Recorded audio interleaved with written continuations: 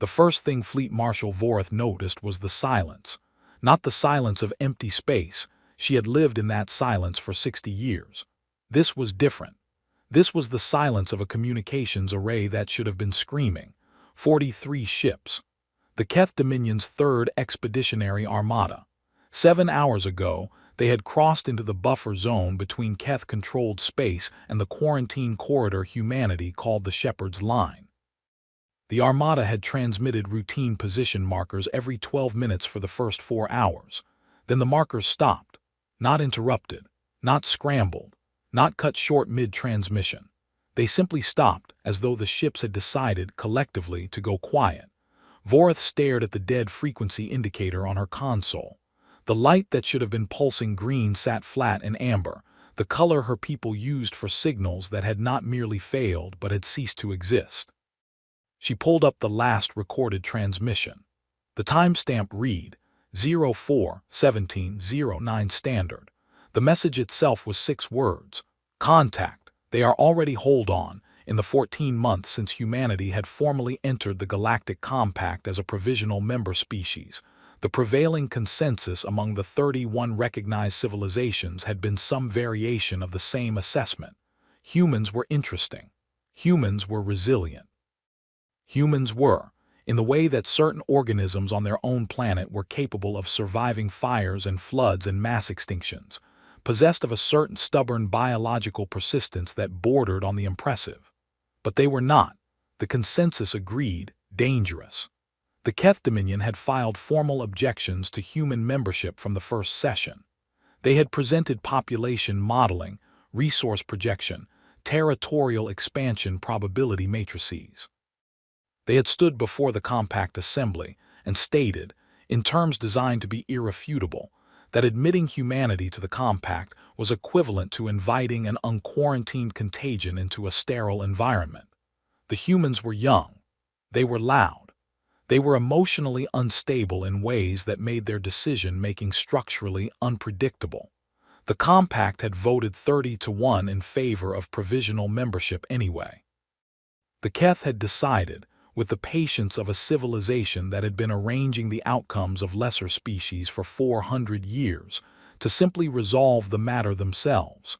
The Third Expeditionary Armada had not been a military action, not officially. It had been a demonstration.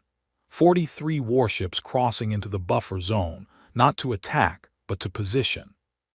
To make the geometry of the situation clear to humanity in a language that even young, emotional, structurally unpredictable species could understand.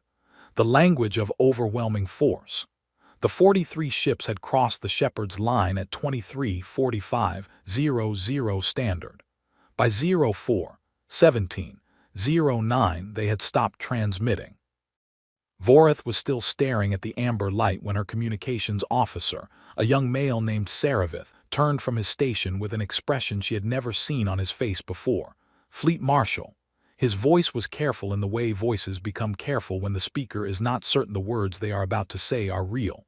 We are receiving a transmission, single channel, tight beam directed specifically at this vessel. From the Armada? No, he paused. From a human. The message was audio only. No visual component, no metadata signature, no origin coordinates. It arrived on a frequency the Keth military did not publish, had never shared with any external civilization, and had considered effectively undetectable. Someone had found it anyway. The voice was female, calm, low, in the register humans used when they were being deliberate. It spoke in Keth standard, not translated Keth standard, not the approximated phonetic Keth standard that the Compact's translation matrices produced, but actual Keth standard, with correct grammatical recursion and proper tonal stress on the third syllable of honorific forms, which took most linguists years to master. Fleet Marshal Voreth. My name is General Adiz Akafer. I command the human forces currently operating in the buffer zone. I want to begin this conversation by being honest with you because I think we've had enough dishonesty in the last 48 hours to last both our species a generation. Voreth said nothing. She nodded at Saravith to keep the channel open. Your armada is not destroyed, the voice continued. Your crews are alive, Every single one of them. I want you to understand that was a choice we made, not a limitation we operated under. I need you to understand the difference between those two things before we go any further. Vorith felt something move through her chest that her species did not have a precise word for.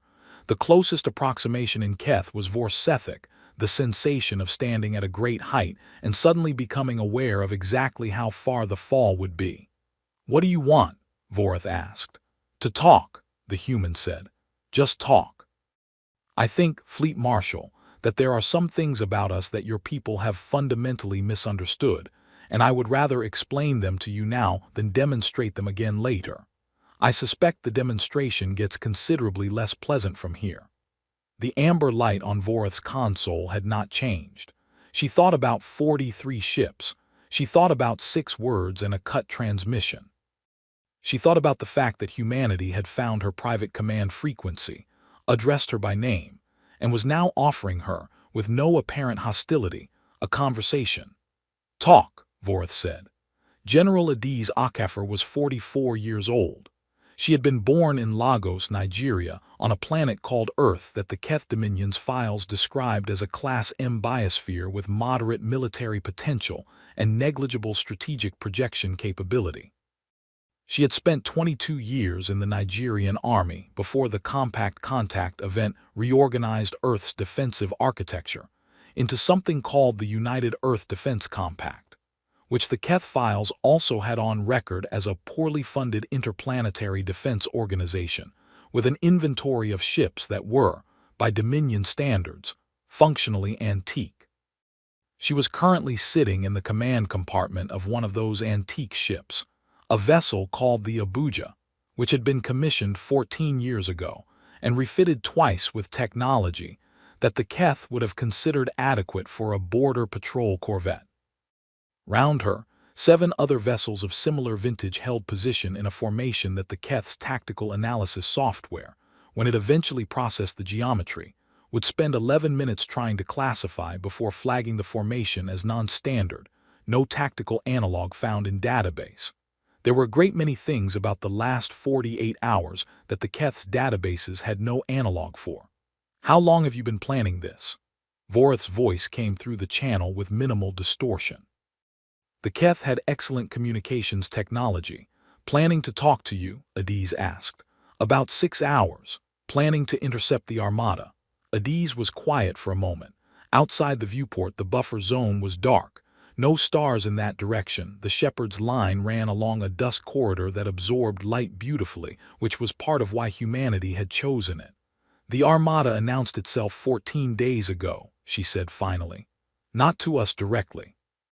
But when 43 Keth warships begin accelerating toward a specific vector, there are ways to notice. We had time to prepare." "You had 8 ships," Vorith said. The words carried something that Adiz recognized as the sound of a very intelligent person trying to understand something that should not be real. "We had 43. Yes. Your vessels are, our analysis classified them as, outdated. Yes, we know." Adiz leaned back in her chair. It was an old chair, fabric-covered, slightly worn at the armrests. She had been sitting in it for 31 hours. "I'd like to tell you something, Fleet Marshal, if you'll let me. Something we don't usually explain to people before the shooting starts because we don't usually get this kind of conversation. Would that be all right?" A pause. Then, "Continue. Every single person aboard these 8 ships volunteered. I didn't draft them. I didn't order them here. I opened a channel to the 4 nearest defense stations, and I explained the situation: 43 Keth warships, buffer zone, no backup within viable response range, and I asked for volunteers. I had 4 times the crew I needed within 2 hours. Silence on the channel. "I'm telling you this," Adiz said, "not to make a point about human bravery, because that's not really what this is about. I'm telling you this so that you understand what the number 43 means to a human and what it means to one of my crew members, because I think that difference is the thing your people keep missing." Vorith pulled up the Armada status report for the 4th time. Her analysts had been working the problem since the transmission stopped, and they had managed, through a combination of passive sensor sweeps and careful frequency scanning, to establish that the 43 ships were physically present in the buffer zone. Their drives were cold. Their weapon systems were offline. Their communications were, and this was the part that kept generating errors in her analysis software, not jammed, not destroyed, not encrypted. They were transmitting normally. The crew members were alive, uninjured, and had, apparently, voluntarily ceased military operations. That last conclusion had been flagged by the software as low confidence, conclusion unsupported by behavioral model. Adi's voice continued on the channel, and Vorath found herself doing something she had not done in 20 years of command, listening without simultaneously formulating a counter-response. The number 43 to your tactical planners means a 43 to 8 force advantage. It means a tonnage ratio. It means weapon yield and shield capacity and interdiction probability. All of that math is correct, by the way. On paper, the Armada should have crossed the buffer zone without losing a single ship. And yet, Vorath said quietly, and yet, Adi's voice did not carry triumph. It carried something that Vorath's linguistic analysis subroutine flagged as exhaustion mixed with something the database cannot classify. The number 43 to my crew means 43 ships full of people. It means families. It means people who went asleep last night not knowing that a human general was going to make a very complicated decision about what winning actually looks like. The channel was quiet for 7 seconds. "Where are my people?" Vorath asked. "Exactly where they were. We didn't board them. We didn't capture them. We didn't fire a single weapon, Fleet Marshal. We just convinced their captains that continuing forward was not in anyone's interest." A pause. "I'd rather not explain exactly how we did that if you don't mind. Some of it, honestly, I wouldn't know how to explain even if I wanted to." This was the third thing Vorath had failed to understand about the last 7 hours, and unlike the first two, this one did not generate an error code in her analysis software. It generated something worse. It generated a question. 41 hours earlier, Flag Captain Drevik of the Keth cruiser Severing Tide had been standing at his forward observation station when his tactical officer reported contact. Not weapon contact. Not drive signature contact. Something his tactical officer described with visible uncertainty as communication contact. "They're hailing us," the tactical officer said. Drevik had not been concerned. One ship. The humans had sent one ship ahead of the buffer line, a vessel his analysis team classified as a light courier with no significant armament. It was, he had noted, either a gesture of negotiation or an act of profound ignorance regarding the scale of force they were facing. He accepted the hail. The woman on the screen had close-cropped hair, dark skin, and the kind of stillness in her expression that Drevik associated not with calm, but with a person who had made a decision they were completely at peace with. She was wearing a uniform with no decorations on it, just rank insignia and a name tag. "Flag Captain Drevik," she said, in Keth standard that was frankly better than some of his own junior officers. "I'm General Akaffer. I'd like about 10 minutes of your time." "General," he said carefully, "you are aware of the force you are facing."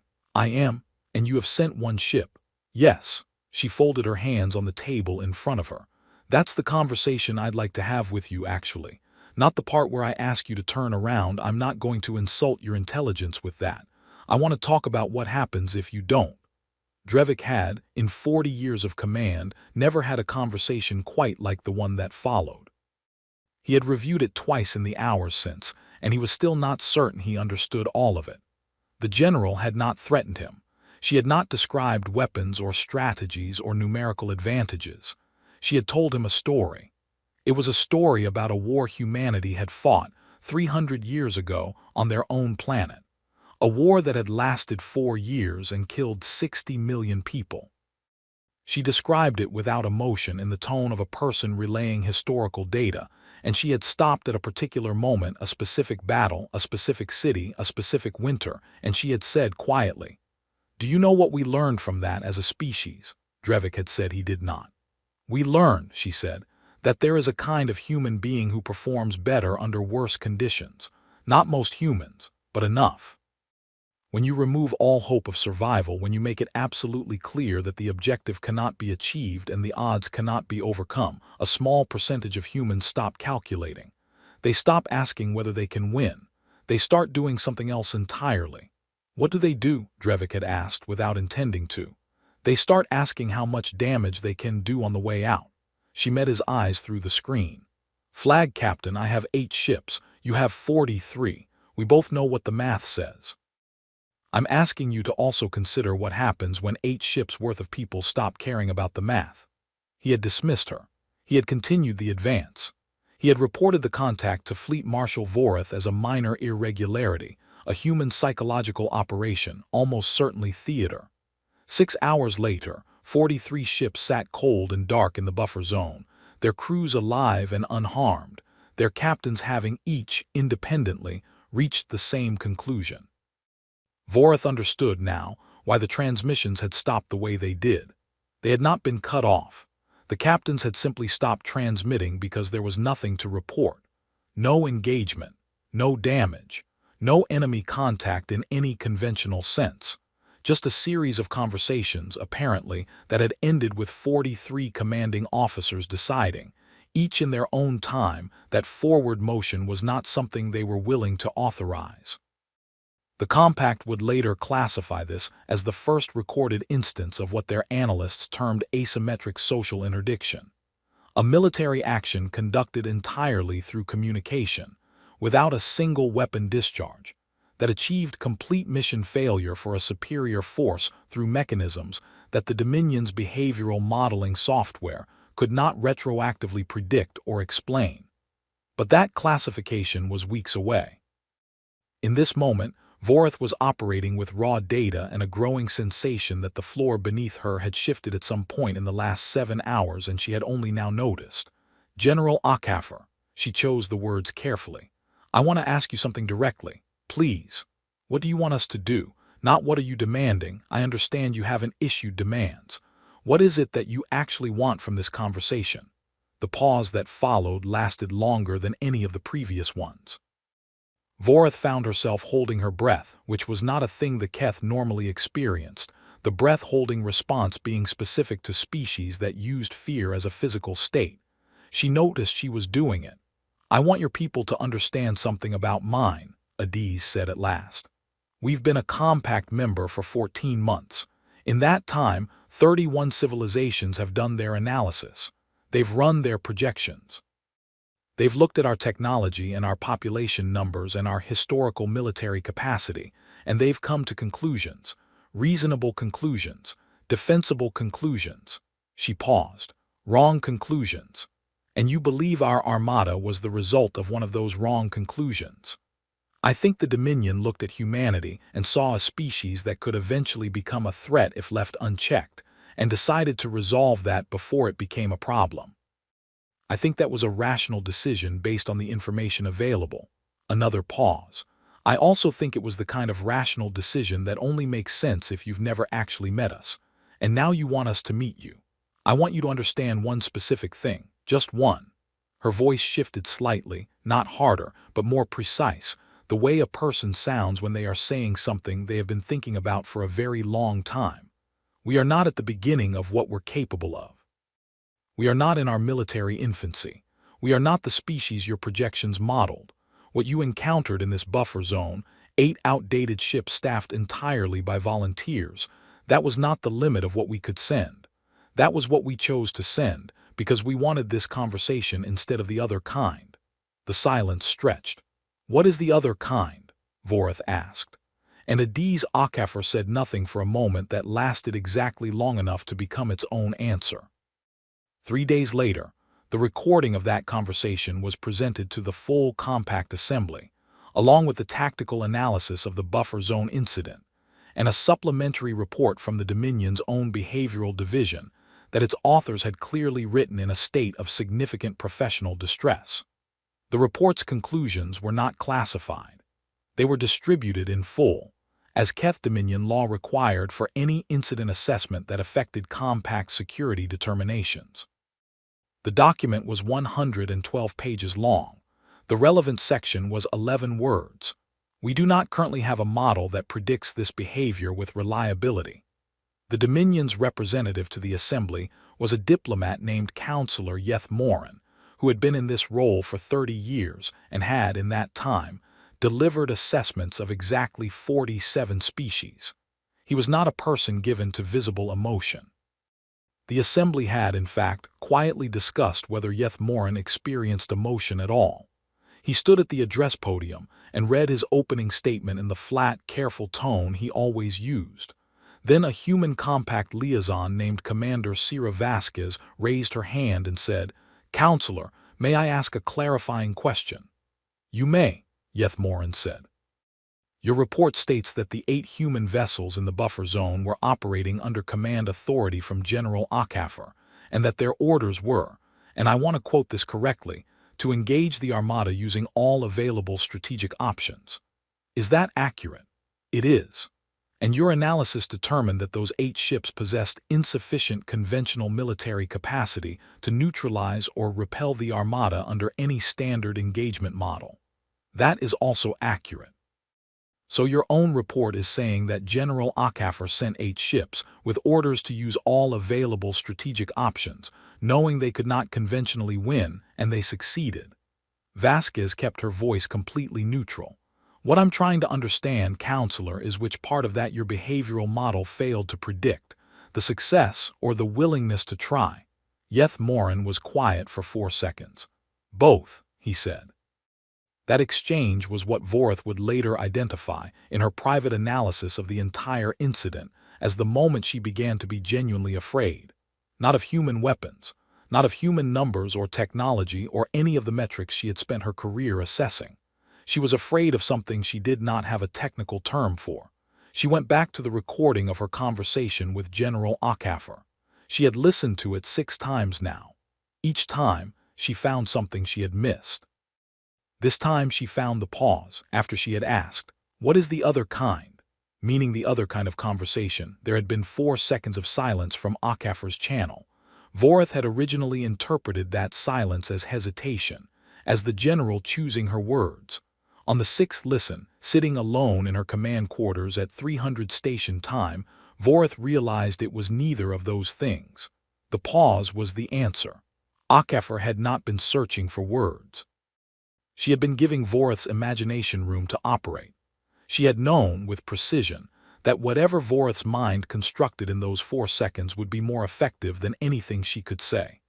A human general, in a military action conducted without firing a weapon, had also managed to conduct a negotiation in which the most significant communication was silence.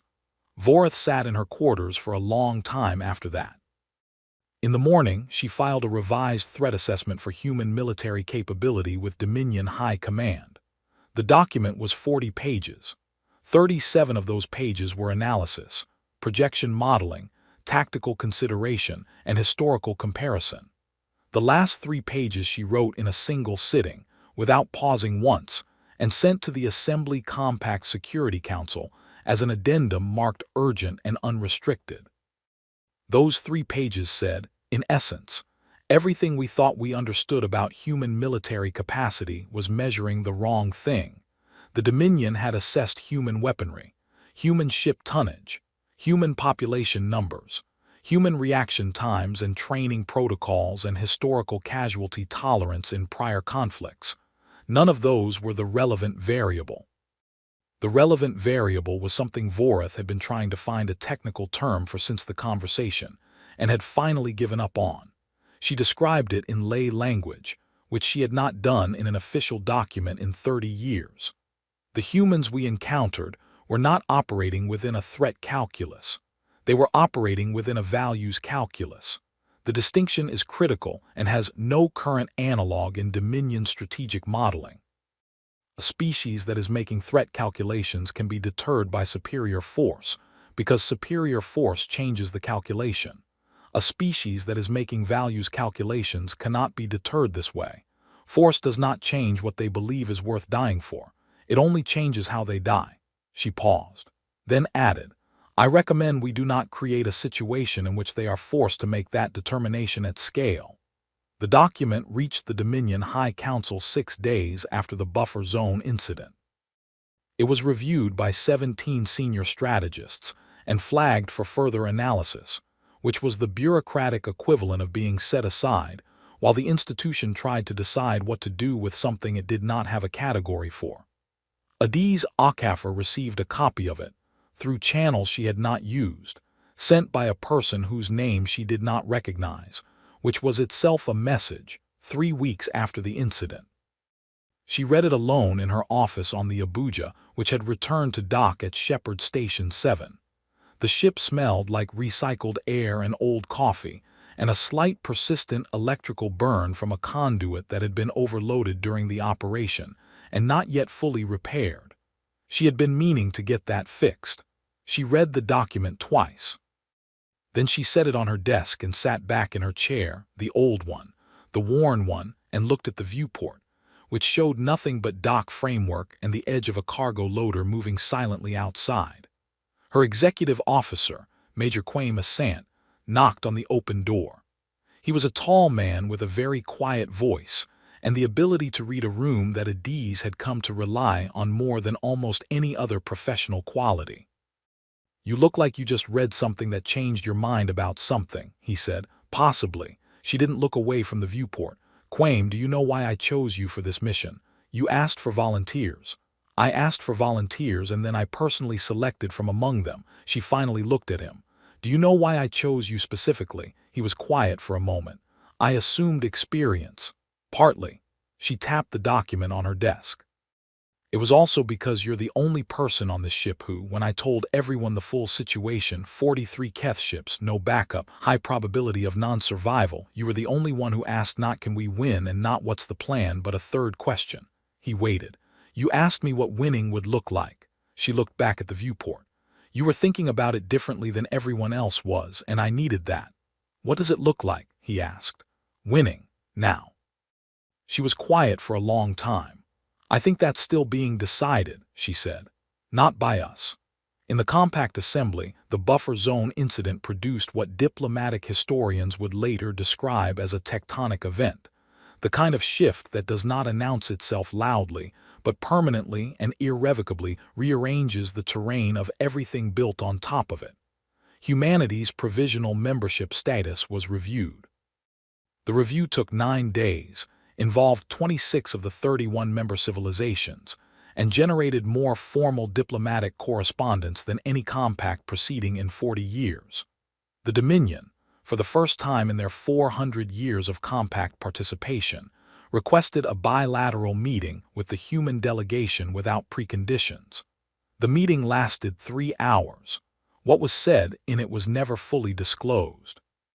What emerged from it was a joint statement, 7 sentences long, that both delegations read simultaneously in the assembly chamber. The 5th sentence read, "The Keth Dominion acknowledges that its assessment of United Earth's defensive posture and military intent was materially incomplete."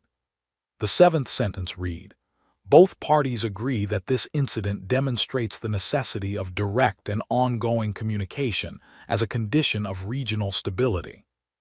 Commander Vasquez, who was present for the reading, later told General Akafar that the Keth delegation's lead negotiator had, at the conclusion of the reading, looked directly at the human delegation for a long moment before looking away. "What kind of look?" Adiz asked. Vasquez thought about it. "The kind you give something when you've realized you almost made an error that you cannot fully calculate the consequences of." The Abuja was decommissioned 14 months after the buffer zone incident. Budget constraints, aging infrastructure, reallocation of resources toward newer vessel classes. Standard administrative process. At the decommissioning ceremony at Shepherd Station 7, Adiz Akafar gave a short speech. She had written 3 versions and thrown all of them away.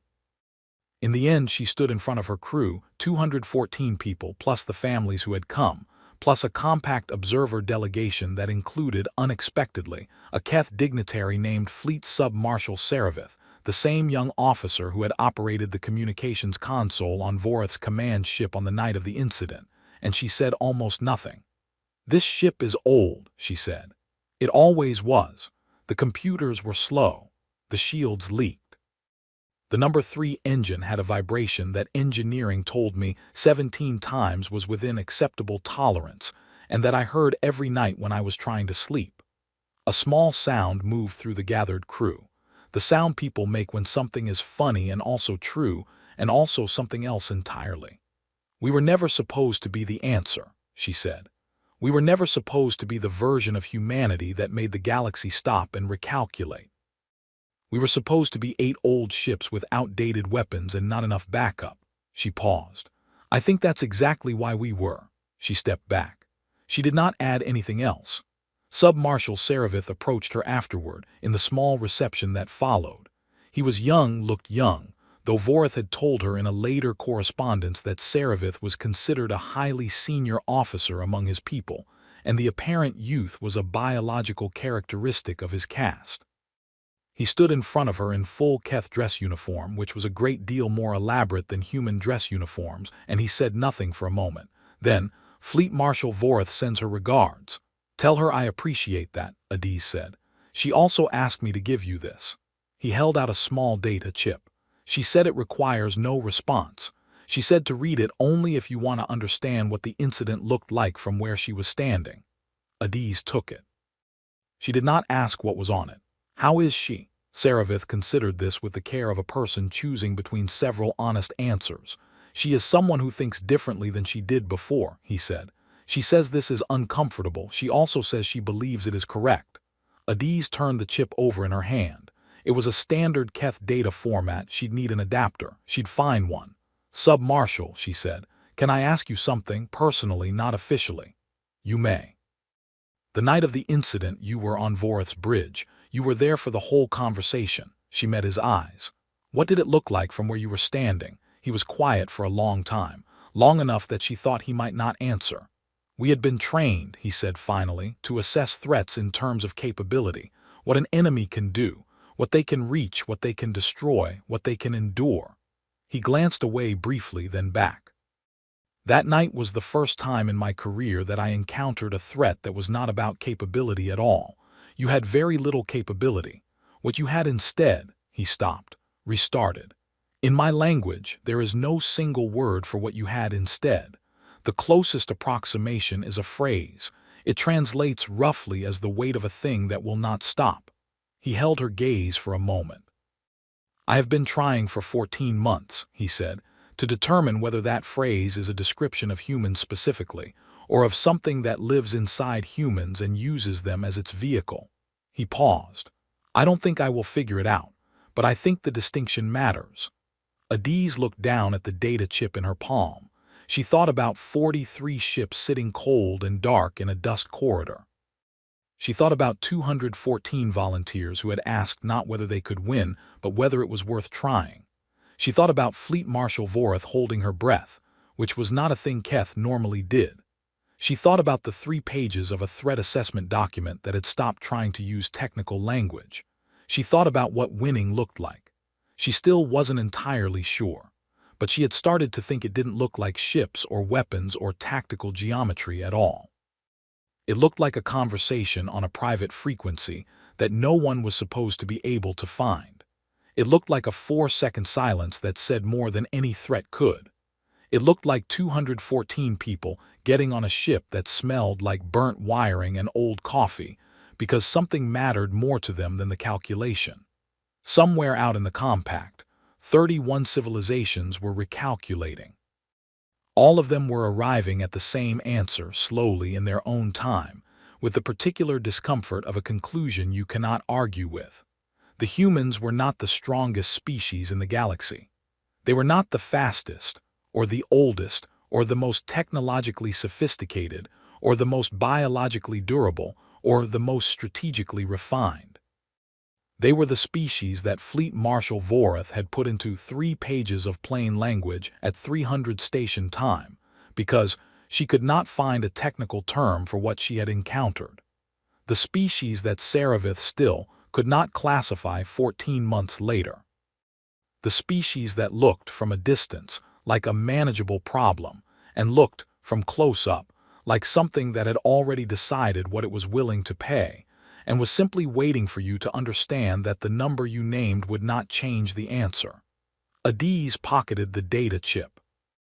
Outside the viewport, Shepard Station 7 turned slowly against the dark, and beyond it, the edge of the dust corridor was just visible.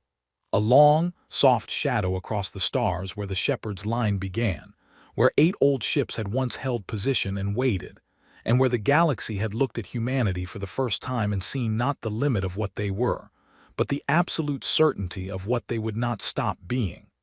The Abuja sat in dock for the last time.